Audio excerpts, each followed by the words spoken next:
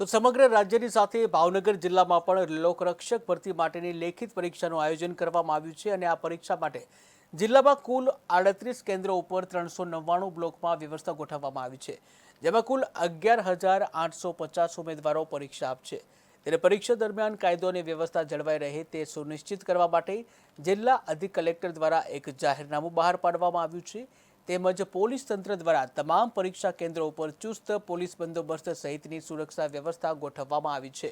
ઉમેદવારોને પરીક્ષા કેન્દ્ર ઉપર સમયસર પહોંચવા માટે કોઈ તકલીફ ન પડે તે માટે ટ્રાફિક પોલીસ અને હોમગાર્ડના જવાનો વિશેષ ફરજ સોંપવામાં આવી છે, તેઓને જેઓ ઉમેદવારોને મદદરૂપ થશે। ત્યારે પોલીસ દ્વારા વાહન ચાલકો અને સામાન્ય જનતાને પણ અપીલ કરવામાં આવી છે, જ્યાં પરીક્ષા કેન્દ્રો પાસેથી પસાર થતી વખતે હોર્ન ન વગાડવા અને પરીક્ષાર્થીઓને કોઈ ખલેલ ન પહોંચે તે માટે સહકાર આપવા માટે પણ વિનંતી કરવામાં આવી છે।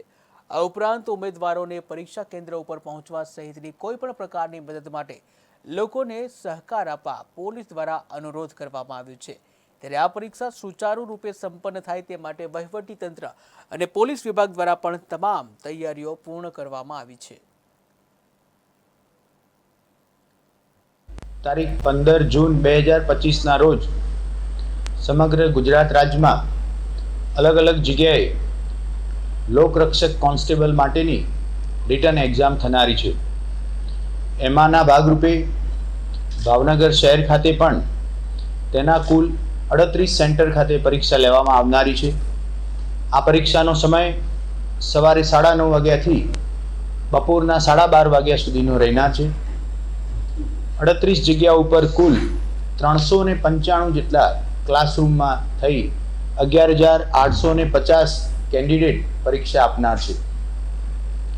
તમામ પરીક્ષા કેન્દ્ર ઉપર પીઆઈ કક્ષાના અને પીએસઆઈ કક્ષાના અધિકારીઓનો બંદોબસ્ત રાખવામાં આવેલો છે।